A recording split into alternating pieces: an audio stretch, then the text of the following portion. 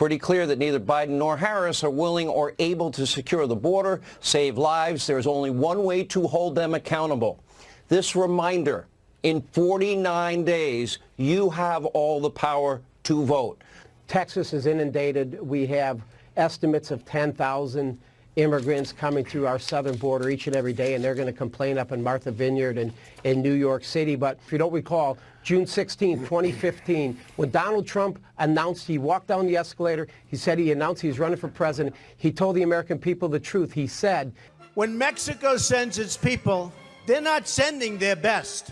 They're bringing drugs, they're bringing crime, they're rapists, and some, I assume, are good people. These individuals, these countries aren't going to send their best. And what do we know? He was right. They're sending rapists, they're sending murderers.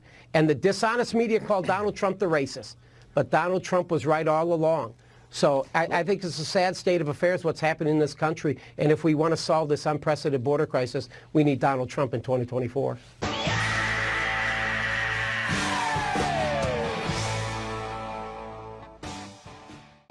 1.2 million people are undetained, free, roaming about the country. They've gone before a judge. A judge has issued a final order of removal. How many ICE agents do you need to deport them?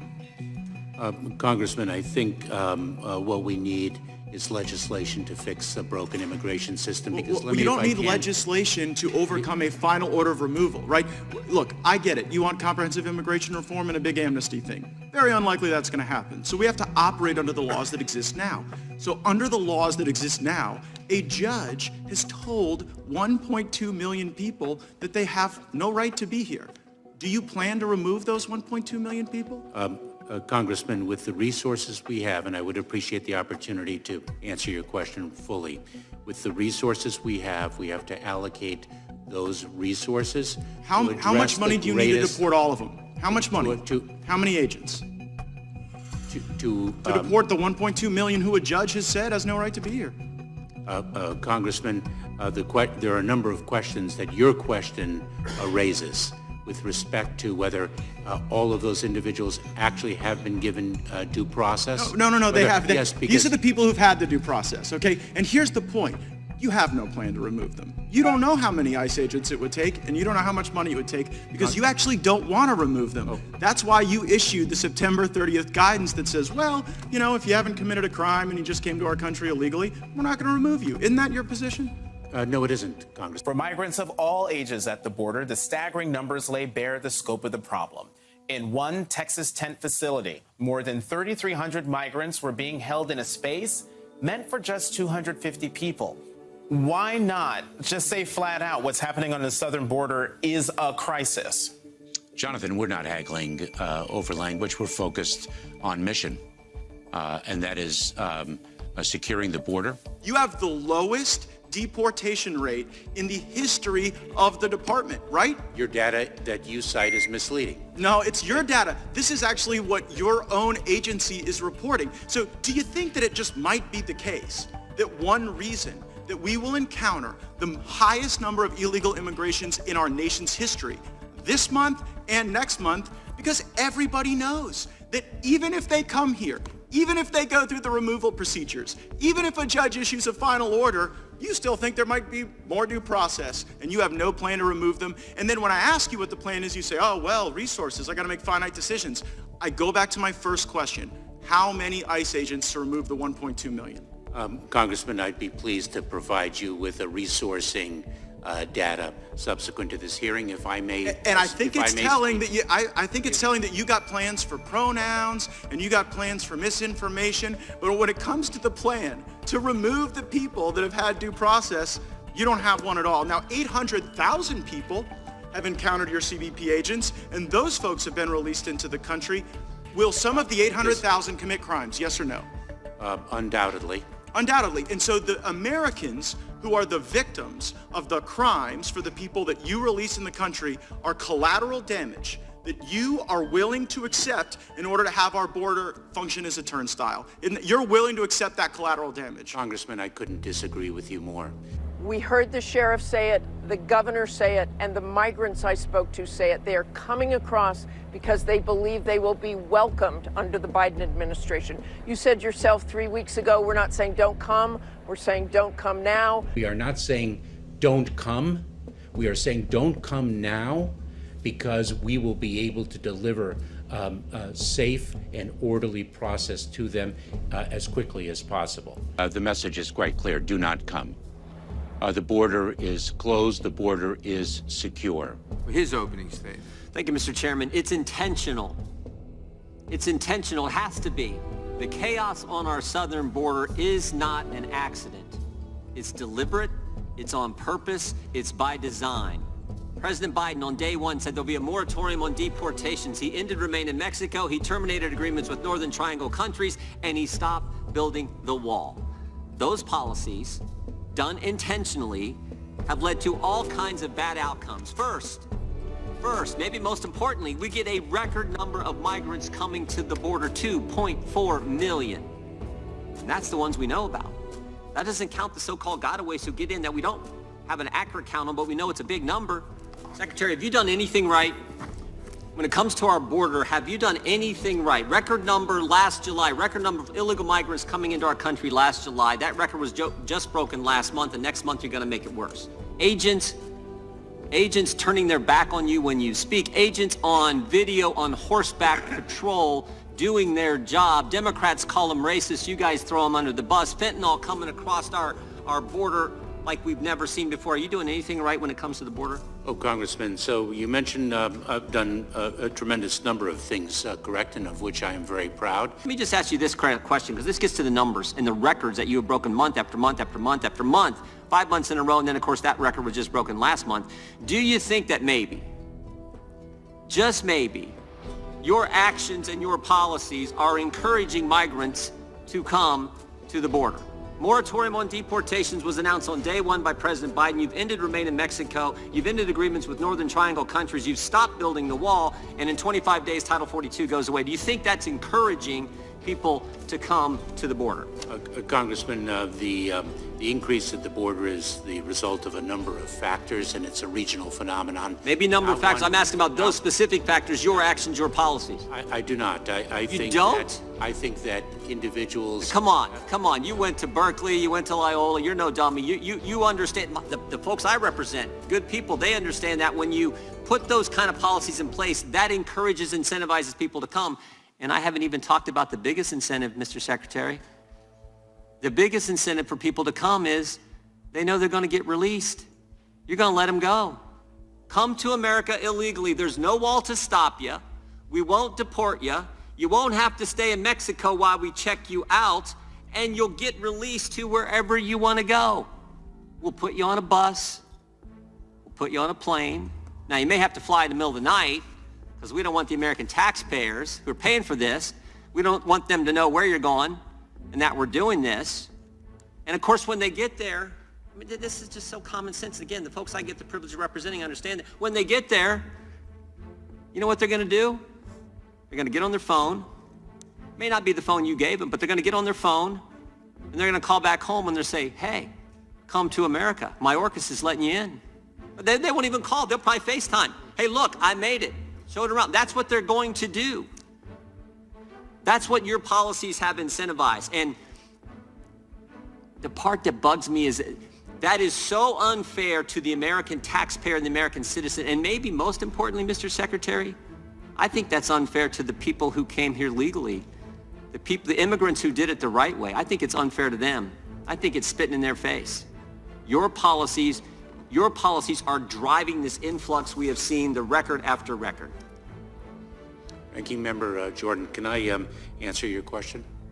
So I just paused. Because I want to speak of one success.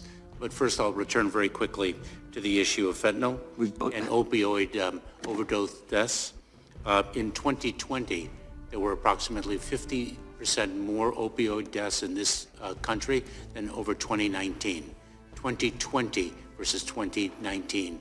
The scourge of illegal drugs in this country. Let me ask you this, something because that you has can. been I mean, look. year in Look. and year out. I want you to. So- I want you to answer the question of your actions and your policies are driving and incentivizing people let to me come. give you- let me people with give common you- sense know that they are. Let me ask you this: do you think when you release 836,225 illegal immigrants into our country, do you think that that is actually accomplishing the objective of the cartels? These people pay the cartels money to get here, pay them lots of money, for them lots of money, to get here, and then you're actually releasing them. Isn't that sort of accomplishing the objective of the cartels?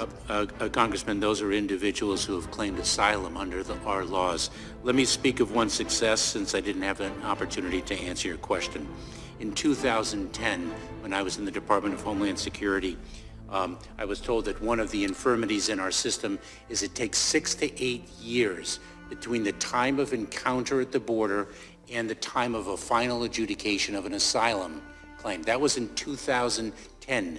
Nothing was done to address that until this administration.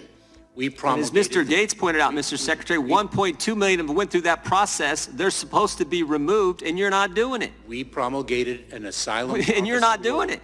We promulgated an asylum officer rule that is taking effect at the end of May. Let me ask That you will one last actually thing. take that 42 illegal immigrants were encountered at our border are on the terrorist and no-fly list. Are any of them still in our country? Gentleman's time has expired. This is an important question for this committee. Are any of them still in our country? Congressman, I will witness deliver can't. to you a response with respect No, to... that's a simple question. Are terrorists, people on the terrorist watch list, no-fly list, are they still in the United States that you've encountered on the border? Congressman, some of them may be still in detention. So I will... Have any of them been released? Have any of them been released? Time has expired. This is The critical for the... chair recognizes You got 42... woman, have they been released? Will the gentleman answer that question? Congressman, I will provide you with... Thank you, data. Madam may have been Chair. Thank you, Madam Chair. Ranking Member, I believe it is my time. Madam Chair, if I could just 1 second. I'm No, sorry. the gentleman's time has expired. Ms. We Jayapal. want to know if people on the terrorist watch list, have any of them been released? Mr. And he won't answer that Secretary, question. it is, Mr. Jordan, it is my time. But this is about people. It is my time. That's a pretty Gentleman's time important has question. expired. That's a pretty important question. Thank you. I yield to Mr. Jordan. Secretary, have any of the 42 illegal migrants on the terrorist watch list or no-fly list encountered on our southwest border been released into the United States? Ranking Member Jordan, as I mentioned before, I will provide that data to you with respect to the disposition of each one. I do not know the answer to your question. The Secretary of Homeland Security does not know the answer to the status of 42 individuals who came to our southern border illegally, are on the no-fly list and the terrorist watch list. You do not know whether they are been released or not into the country. That's your testimony. Ranking Member Jordan, as I've said before, I will provide you the data. I do Yield not back to the want gentleman. That's amazing. I Mr. yield Sec, back. the Congressman. only plan that you offer, the plan you just offered, is to process aliens faster and encourage more to come. We know that to be true. I know it's true. You know it's true. Cartels know it's true. And people around the world know it's true. And that's why people are coming. That is false. The secure, it's not false. Yes, it The is. entirety of your plan says that. The Secure Fence Act of 2006 says what?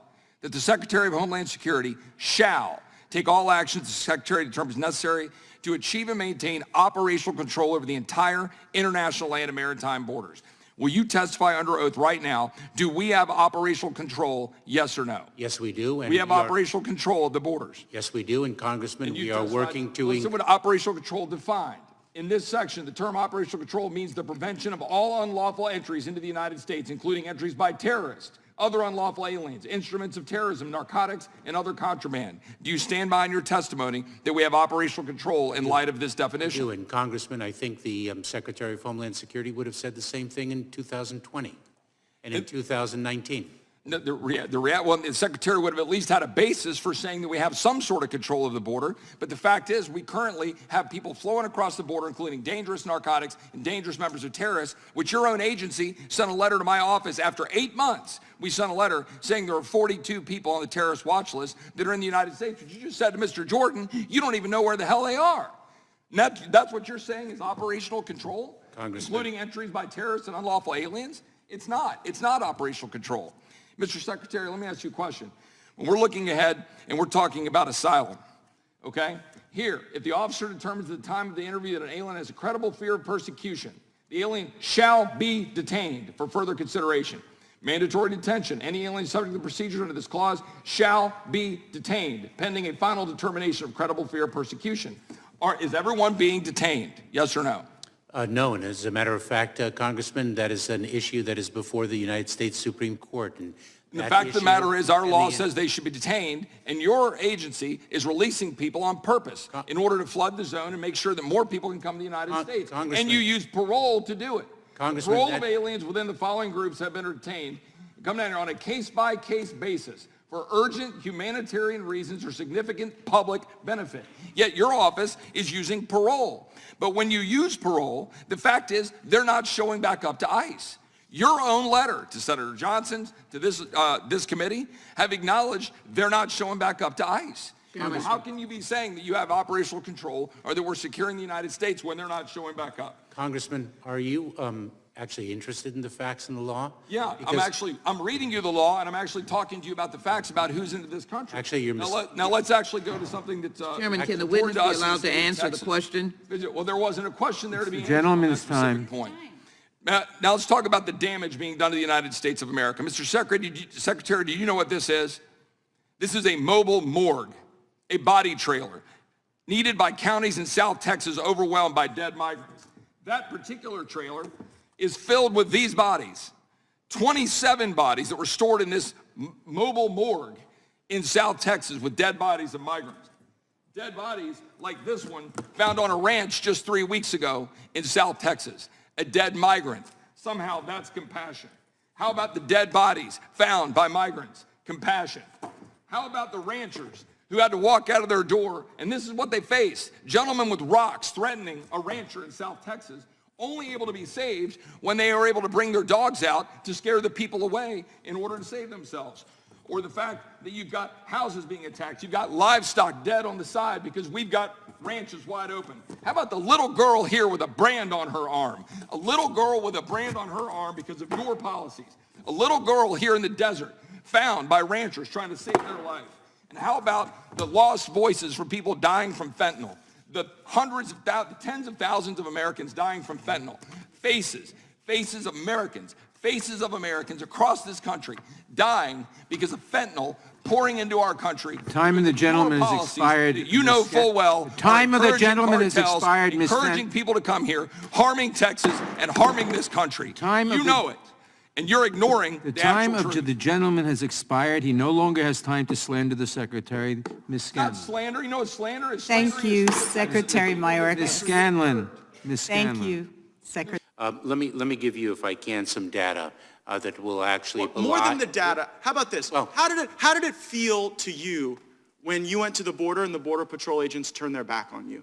One Border Patrol agent turned his back on me, and I addressed that as the leader of the Department of Homeland Security. So if I can return to data, because I want to make sure that you have accurate information. Everyone knows that you have more people coming in than ever, and you're removing fewer people than ever, and it's because you have no plan and because it's on purpose. See, I don't buy the theory that you don't know how to do this. I think you're actually a highly competent dude. But the reality is your plan is to bring these people in and to send the message to the smugglers and the criminals that they will never have to leave. That's why your workforce turns their back on you. And you have tools that you could use to deport these people. You have facial recognition. You have flights going all over the country, dropping people off. And I think we ought to use the best tools in the country to find these folks, round them up like they were at the Capitol on January 6th, and deport every last one of them. I yield back. The Trump administration virtually shut down our nation's refugee program, implemented a Muslim ban, and brought immigration benefits processing to a crawl. Now, we heard the chairman say the prior administration dismantled the immigration system. He said the prior administration did all they could to destroy the immigration system. He said they implemented a Muslim ban, and so we can set the record straight. And I know it's not intentional misleading, but even the courts have made clear there was no Muslim ban. Muslims were allowed in. There were specific countries that had extraordinary numbers of terrorists. Those were the countries where there was a ban. There was no Muslim ban. Why is he deliberately doing this he is the Secretary of Homeland Security. Why is he intentionally doing this to our nation? You can't fix stupid. There's not a pill you can take. There's not a class you can go to. Stupid is forever.